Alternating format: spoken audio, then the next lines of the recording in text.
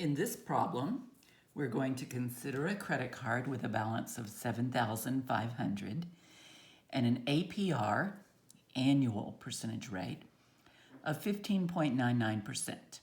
In order to pay off the balance in 2 years, what monthly payment would you need to make? Round your answer to the nearest cent if necessary. Okay, this is the formula that we will use. This finds the payment.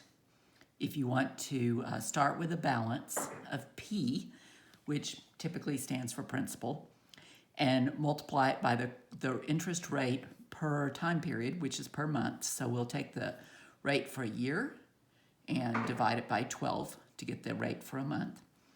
And then 1 minus, and then in parentheses 1 plus that same monthly rate to the power of the negative of the number of months is what that is. But anyway, this is the payment that you will always use if you want regular payments, and interest is calculated on how much you currently owe each month, and you're making monthly payments, or you're making regular payments, and every whatever the unit of payment is, a certain interest rate is charged, and you want to pay off the whole thing in a certain amount of time. This is the formula that relates those variables. Okay, so we need to put in what each of these variables is.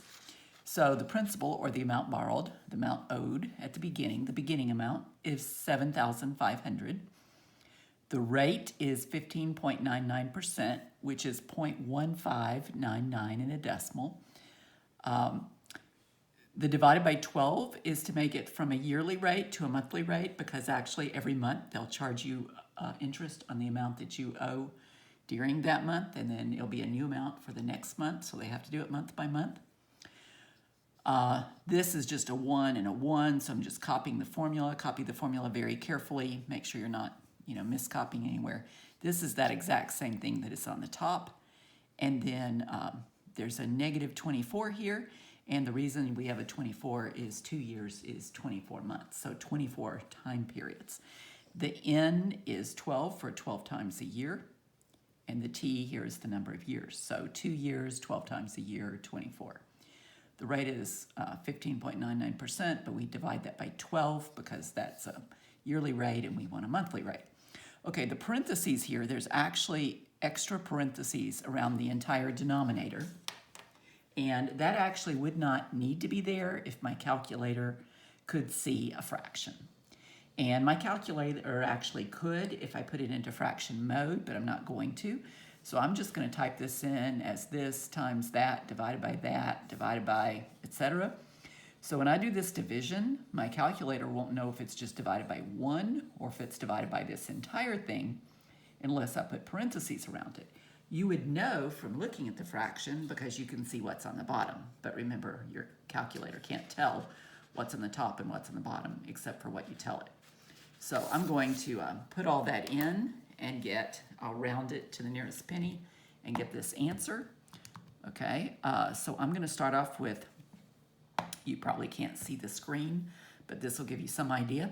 7,500 times 0.1599 divided by 12.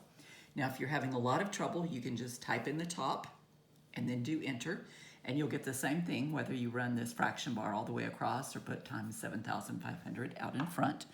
So you could right there, stop, write it down, use a lot of decimal places, figure out the bottom, write it down, use a lot of decimal places, do the division, type it in carefully, top divided by bottom, and then round to the nearest penny. Do not round to the nearest hundredths place as you work through it. Okay, but I'm just going to keep going. So I'm going to do divided by, open parenthesis to tell it, hey, here's the denominator to keep this whole thing together. 1 minus, open parenthesis, 1 plus, 0.1599 divided by 12.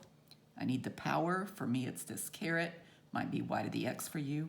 I need a negative, not the subtraction, but a negative here. And I always get the power, I multiply it out myself, so 2 times 12 is 24, stands for 24 months. If you wanted to put 2 times 12 there, because you don't want to do it in your head, you'd have to put parentheses around it, or make sure the whole thing actually stays up in the exponent. I'll arrow over to get it to come back down, close the parenthesis, Actually, I was missing a parenthesis before. Sorry about that. After the 12, you need a closed parenthesis, and then power, and then negative 24. Some calculators you have to move over to get it back down. Some calculators you have to do special things to get it to stay up there. But anyway, mine's now back down on the ground level, so to speak, and the regular line, close parentheses, and enter. And I get, well, you're supposed to get $367.19 when you do that.